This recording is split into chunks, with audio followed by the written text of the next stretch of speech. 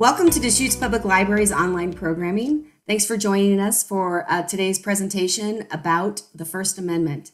If you have found your way to this program through our online calendar or maybe our YouTube channel, we are really glad you're here. There are all kinds of videos on our YouTube channel, including cooking classes, story times, and presentations like tonight's discussion. So please make yourself comfortable in our YouTube channel and see all the wonderful stuff that we have to offer. Also, there is an evaluation link on the webpage. So if you watch this video and then want to give us some feedback or ideas about programming that you would like to see, please take a minute to complete that survey. So I would like to introduce to you my friend, James Foster. Before coming to Bend, James Foster was chair of the Department of Political Science for 12 years at the Corvallis campus. He is a founding faculty member of OSU Cascades, moving to Bend from Corvallis in 2002. He taught courses on constitutional law, administrative law, gender and law, and American political thought. He has published articles on legal education, book chapters on affirmative action and equality debates, as well as on the Oregon Judicial Branch. He is co-editor of the book Governing Through Courts and co-author of the 2-volume Constitutional Law, Cases in Context. He has taught twice in London and in St. Petersburg, Russia. He was book review editor of Legal Studies Forum for 10 years and has served as president of the Pacific Coast Association of Pre-Law Studies and the Pacific Northwest Political Science Association. Since leaving full-time teaching in December 2006, he is an OSU professor emeritus and a great thinker and a great communicator of all things legal. So I'd like to welcome Jim Foster. Thank you very much. I really appreciate it, Liz. I have been in a lot of different venues teaching a lot of things, but I've never sat on my living room couch and taught before. It's also been 6 years since I went emeritus, which is a big fancy word you all know for retired.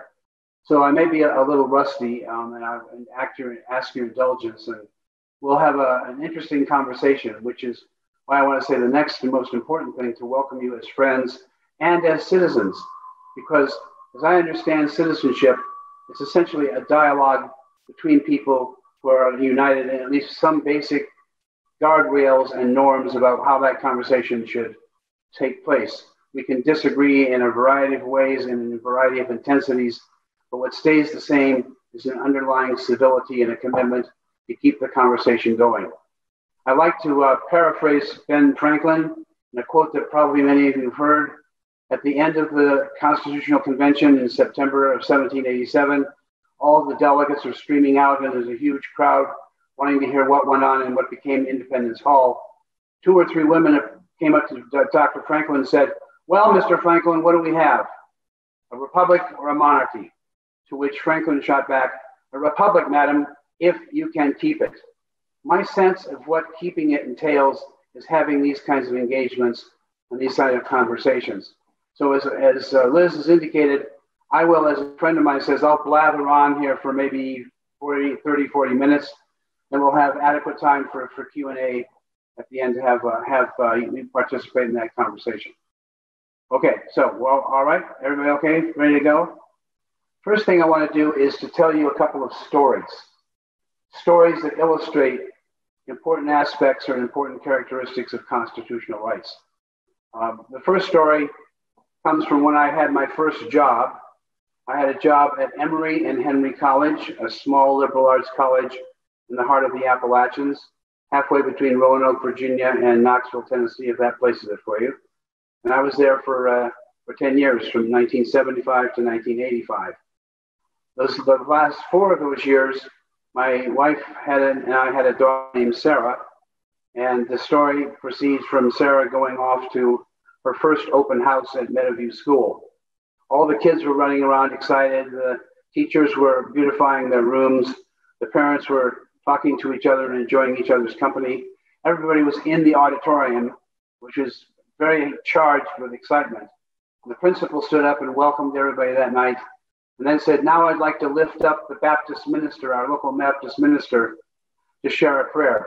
And at that point, Martha put her hand on my knee and said, Jim, don't make an ass of yourself.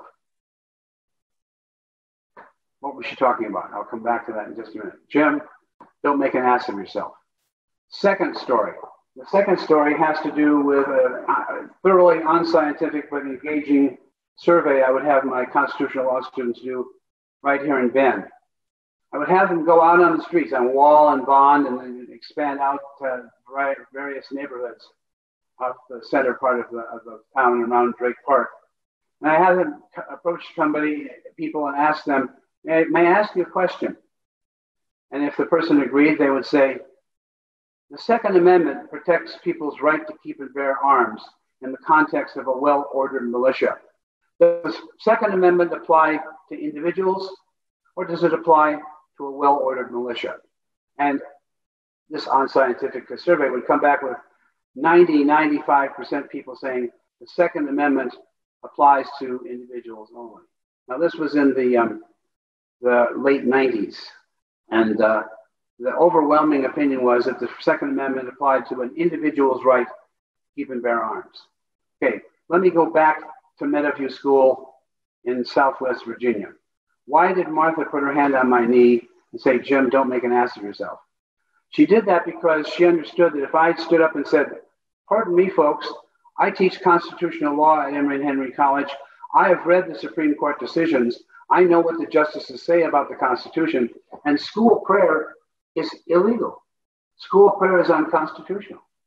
That would have been a profoundly correct statement, and also would have resulted in me being profoundly embarrassed and out of step with the people who live in Southwest Virginia. Because for them, the Constitution means that you can pray in schools and bring religion into the classroom.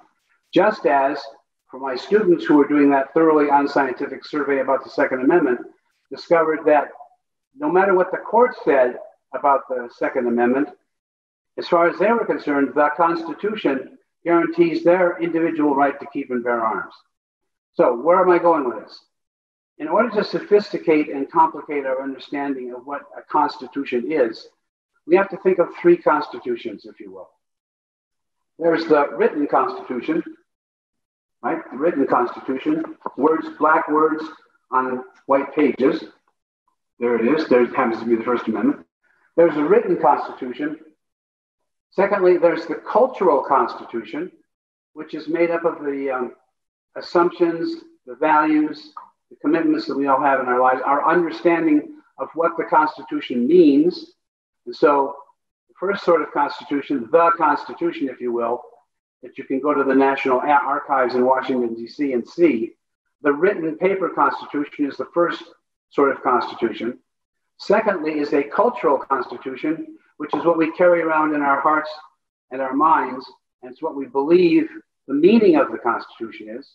And third, there's constitutionalism, which is the activity that we all engage in with our friends, our colleagues, our fellow workers, fellow citizens, family members. It is the activity of political discussion of what the Constitution is and what it should be. Politics is really the social interaction. It's the social activity of choosing. And constitutionalism also sheds important light on and undergirds our notion of the Constitution. So, three constitutions, written, cultural, and I call it procedural or contestable, the political constitution. So going back to Meadowview School and that open house, the Constitution for most of the people in that room, despite lots and lots of Supreme Court decisions to the contrary, the Constitution for them was perfectly compatible with a Baptist minister standing up in a public meeting at a school, a public funded school, and offering a prayer. So what's the Constitution there? It's probably all tied up with the sense of values that religion plays in individuals' lives. Secondly, prior to 2008, the Supreme Court had consistently held that the Second Amendment is contingent on that first phrase. You probably know it as well as I do. A well-ordered militia being necessary to the security of the state, comma, the right of the people to keep and bear arms shall not be abridged. The court, up until 2008, had held consistently that black letter language, the language in the written Constitution, right, Second Amendment, the language in the written Constitution essentially guaranteed an individual's right to keep and bear arms. That's not what the Supreme Court said, though. In a case in 1930, the court said quite explicitly that the right to keep and bear arms is contingent upon the necessity for a well-ordered militia. That all went away in 2008 when the court held in a case called DC versus Heller that in fact the Second Amendment does guarantee an individual's right to keep and bear arms. And then 2 years later in 2010, the court expanded that decision, the Heller decision, in a case coming out of Chicago, and held that the state of Illinois and Chicago cannot infringe upon an individual's right to keep and bear arms.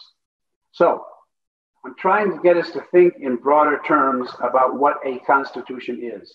The Constitution is a multi-level, multi-dimensional phenomenon, which is essentially the steering mechanism in society, a steering mechanism that's made up of written language, black letter on white page, the Constitution written. Secondly, the cultural constitution, or what I call the constitution of the hearts and minds. And thirdly, constitutionalism, which is the conversational practice of us getting together and discussing and debating just exactly what the Constitution should be. As a matter of fact, one could say that in the case of the gun rights cases, what had happened is that the politics of American society had shifted in the direction of an individual interpretation of the Second Amendment. And so in a way, the court was catching up with the American people when it held that the Second Amendment guarantees an individual's right to keep or bear arms. So for openers, I want us to think in terms of the Constitution being much more than a written document, but also a cultural constitution and a contestable constitution. Now a little soapbox, 15 seconds. When we talk about constitutionalism, the activity of discussing and debating and contesting our various ideas of what should be constitutional, we're engaging in politics. Here's my soapbox. Politics is an inherently human activity. We are conversant animals. We are social animals, and gives rise to the ability to make ideas and make decisions and put them into effect in society.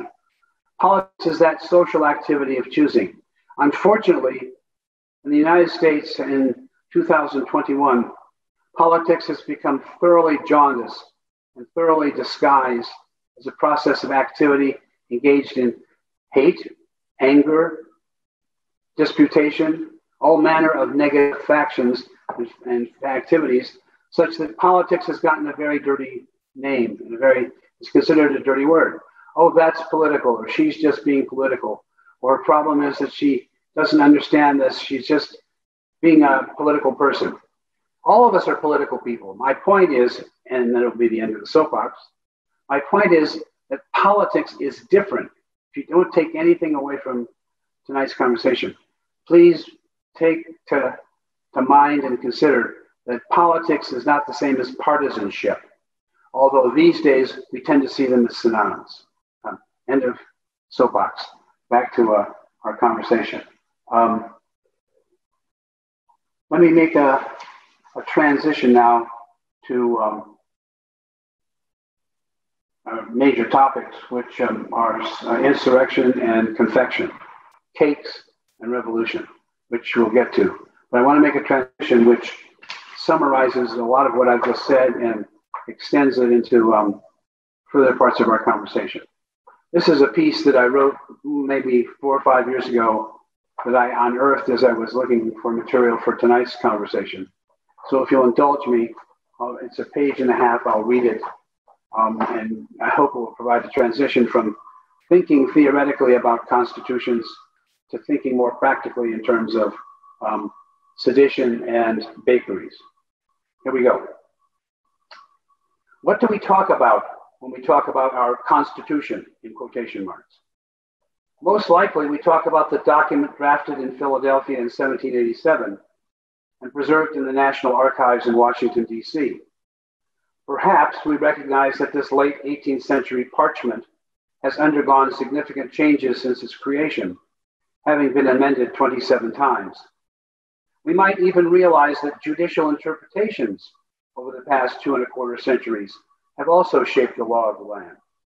Still, our tendency to speak of the Constitution, capital T, capital C, in reverent tones as a venerated object, a sacred text divinely inspired and unimpeachable. This worshipful tendency has led some to refer to Americans' attitude toward the Constitution as our secular religion. There are several problems with treating the Constitution as a sanctified thing. To begin with, our Constitution is not merely a thing. Our Constitution also is an activity. Indulging in a bit of grammatical imagery, think of our Constitution as a verb, not just as a noun. Now, we all know verbs are action words. Nouns name. Verbs entail agency. Nouns are acted upon. The noun constitution shares the same root as the verb to constitute, which means to create or establish, to found, to enact, from the Latin constituere, to set up. Constitution worship renders us passive bystanders, pew warmers, if you will, attending the church of the founding fathers, genuflecting to an inherited icon not of our own creation. When we talk about this Constitution, we speak in hushed awe. Second, our Constitution is not a static thing frozen in amber. Rather, our Constitution is a work in progress. Progress, perhaps, is too one-dimensional a word, freighted with connotations of linear improvement. Better, let's put it this way. Our Constitution is a work in process. Try this thought experiment, folks. Ask yourself, how many constitutions has America had? Now, depending on how one counts, how imaginatively one connects the dots, we've had at least two, the Articles of Confederation and the Philadelphia Constitution. But we've also had many more. Think about it. Starting with, say, the Magna Carta in 1215, through the Mayflower Compact in 1620, various colonial charters, the English Bill of Rights, 3 Civil War amendments, 14th, 15th, 13th, 14th, and 15th, and the Anthony Amendment, giving women the vote. One can amend and enlarge our lineage. Suspending a singular constitution, isolating it from the contexts of time and place, renders a snapshot of the whole, confusing one frame with the flow. So, friends, when we talk about this Constitution, we speak in suspended animation. So, the Constitution is a work in process, not necessarily progress. We have bumps in the road. We take 2 steps forward and 1 step backwards. But what I'm suggesting you think about are 2 things. The Constitution is a lot more complicated than this written document in the National Archives, these 3 dimensions we're talking about. And most importantly, the political environment within which the Constitution exists is a conversational environment. It engages us to look at the document and look at it in context and talk about it in terms of our own deeply felt values and assumptions. Okay. With that sort of transition and recap, let's move on to look at specific topics. The name of the talk is Our First Amendment from Sedition to Wedding Cakes and Back. I wouldn't at all be concerned about that if you thought, just what is Foster talking about? How does sedition relate to wedding cakes? In a way it doesn't, but in a way it does. Let me start. Sedition, the violent overthrow of the existing government, has been existing and has been feared throughout American history. As a matter of fact, those vaunted framing founding fathers who came up with the language, those 10 little words in the First Amendment, remember, Congress shall make no law abridging the freedom of speech.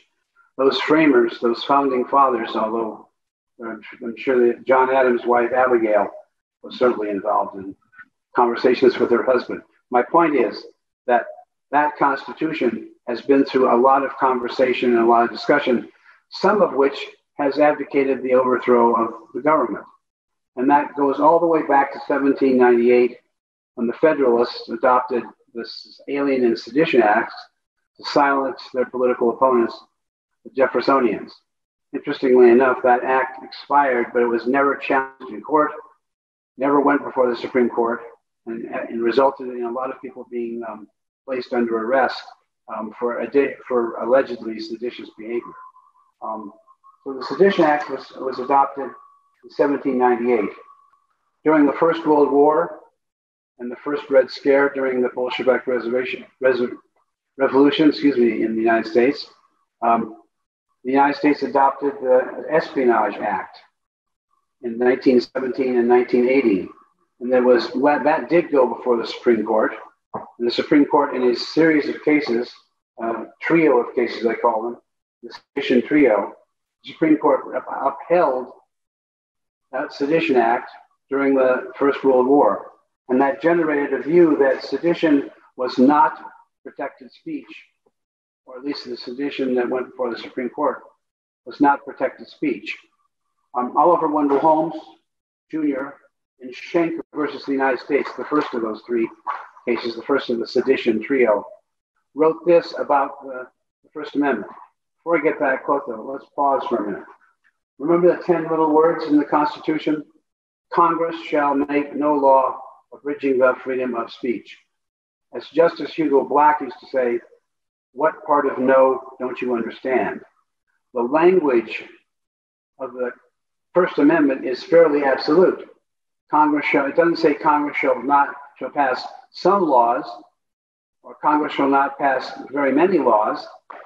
It says categorically, Congress shall pass no laws abridging the freedom of speech. So how is it the Supreme Court can uphold the Espionage Act of 1917 when that language is plain as day in black letter in the written Constitution? Because we were at war. Oliver Wendell Holmes Jr. writes, and this is famous, everybody can, it's like a sing-along, we all know the words. The most stringent protection of free speech would not protect a man falsely shouting fire in a theater and causing a panic. I'm sure many of us have heard that. What Holmes is saying is there are certain exigent circumstances, certain contexts within which even the absolutist language of the First Amendment does not apply to the specific situation, such as in this case, espionage. Holmes went on to say, Congress has the authority to adopt laws that protect the country from a clear and present danger. And in the minds of the justices, the Sedition Acts and the activities of radical socialists, communists, and others in the United States was seen as dangerous enough to constitute a clear and present danger. So in the early part of the 20th century, we have the Supreme Court saying that absolute language in the Constitution, capital T, capital C, and the cultural Constitution is created by this court. And what the judges say, there is a perfectly legitimate reason why you'd have a sedition law in a time of war. Basically, what Holmes is saying is the First Amendment is relative, if you can imagine that, relative to the circumstances in which it finds itself. It's what I call the realtor's law. We all know the realtor's law or the realtor's mantra. Location, location, location. What Holmes is saying about the black letter absolutist language in the First Amendment is you have to interpret that language and imbue it with meaning and focus within the context of a specific set of circumstances. And sedition in 1917 and 1918 presented a clear and present danger which justified Congress passing laws, banishing it, and people being prosecuted. Some people would say it was persecuted because it was basically a Red Scare, but people being prosecuted by the state to protect the state from dangerous ideas. Well, that's the state of play in the early part of the 20th century in 1917 and 1918. As time went by and we got deeper into the 20th century, The membership of the court changed. American attitudes toward what was called seditious, but really was called radical or socialist speech, also changed. And by the 1920s, the court had essentially adopted a different policy, and it essentially rejected the clear and present danger doctrine of Oliver Wendell Holmes and the Schenck court. Schenck, Gitlow, and Abrams, if you're taking notes, is the seditious trio I'm talking about. Schenck versus the United States, Gitlow versus the United States, Abrams versus New York. The court had changed, society had changed, and the court adopted a different view in the 1920s. A somewhat different view in the sense that there were two justices, Oliver Wendell Holmes and Louis Brandeis, who consistently dissented from cases that persecuted seditious speech as a clear and present danger. They wanted to back off the clear and present danger doctrine and substitute rather a doctrine that was called imminent result or imminent danger. Imminent danger. And what the court said is clear and present danger is not clear. It's too vague. It's too abstract. Unless the statement by a speaker and the acts of sedition can be seen as proximate and related to each other, such as to create an imminent danger of chaos, speech is protected by the First Amendment. And one of the most eloquent and articulate statements of free speech doctrine was articulated by Louis Brandeis in a concurring opinion in a case in the mid-20s. It's called Whitney versus California. So again, if you'll indulge me, I want to share this language of Louis Brandeis because it tells us exactly what was the Constitution, lowercase c, as of 1927. Fear of serious injury cannot alone Fear of serious injury cannot alone justify suppression of free speech. Men feared witches and burned women. It is the function of speech to free men from the bondage of irrational fears. To justify suppression of free speech, there must be a reasonable ground to fear that serious evil will result if free speech is practiced. Those who won our independence by revolution were not cowards. They did not exalt order at the cost of liberty. Only an emergency can justify repression. Such must be the rule if authority is to be reconciled with freedom. Such, in my opinion, is the command of the Constitution. It is always, therefore, open to Americans to challenge a law abridging free speech in assembly by showing there was no emergency justifying it. No emergency justifying it, unless there's an imminent danger and a nexus between an act of free speech and a resulting violent act. Free speech is protected by the First Amendment. So that modified the absolutist language of the First Amendment in a way that opened up the possibility for controversial speech, for unpopular speech to be protected by the Constitution. Fast forward to 1963. It's an interesting case called Brandenburg versus Ohio. A lot of constitutional law and a lot of emerging doctrines, in our case of our conversation tonight, a lot of First Amendment protections have emerged from cases involving despicable people. Brandenburg was one of the high court leaders of the Ku Klux Klan in Ohio. And they were going to have a rally in Ohio and do a cross burning. Brandenburg was arrested and prosecuted and given 3 years in jail for the offense. The court, however, overturned his conviction and overturned in the process the Sedition trio, as well as the case in the mid-20s that Louis Brandeis concurred with, and basically substitute the following rule. Imminent lawless action or inciting or producing imminent and lawless action is the only sort of free speech it can proscribed under the First Amendment. There has to be a connection between the speech act and violent actions. They have to have a nexus or the First Amendment prevails. And that's basically where things stand right now as a result of Brandenburg versus Ohio. A not very nice person who pioneered free speech doctrine, saying that, resulting in the court saying, unless speech invites sedition, it is protected under the First Amendment of the Constitution. Let me say that a third time because we're going to come back to that very briefly. Unless speech invites sedition, that speech is protected by the First Amendment of the Constitution. Just file that way and we'll come back to it shortly. Let's move on now to wedding cakes. Wedding cakes is, the case is called Masterpiece Cake Shop versus the Colorado Civil Rights Commission. It has to do with two men who are going to get married, Charlie Craig and David Mullins, who went to the Masterpiece Cake Shop to order a wedding cake. And Masterpiece Cake Shop said, I'm sorry, we do not believe in gay marriage. We're not going to do a wedding cake for you. To which the plaintiffs brought their case before the Colorado Civil Rights Commission, and the Colorado Commission upheld a civil penalty against Masterpiece Cake Shop Company, saying they had violated the rights of the two plaintiffs who wanted to get married by denying them a public service. I hear the court pulled a very interesting gambit, one that the court often does when it wants to avoid a hornet's nest. Basically, well, here's what was at contest.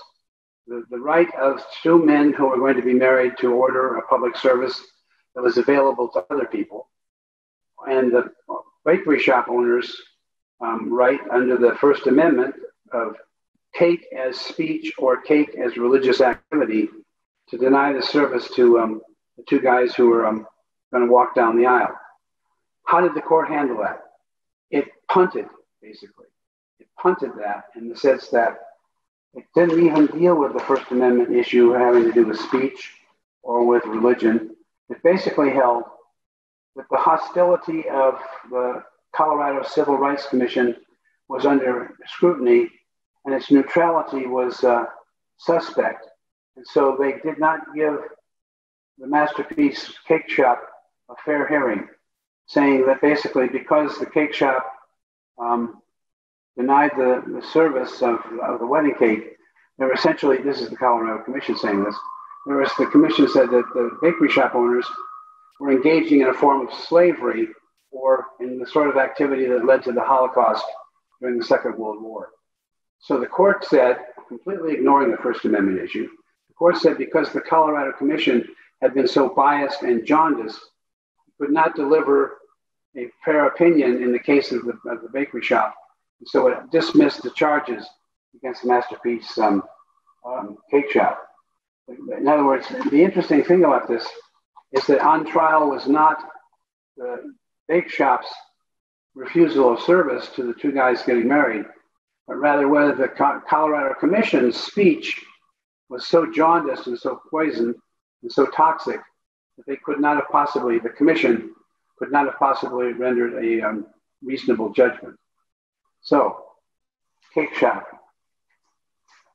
and dodging the bullet, as the Supreme Court would say, or I would say about the Supreme Court.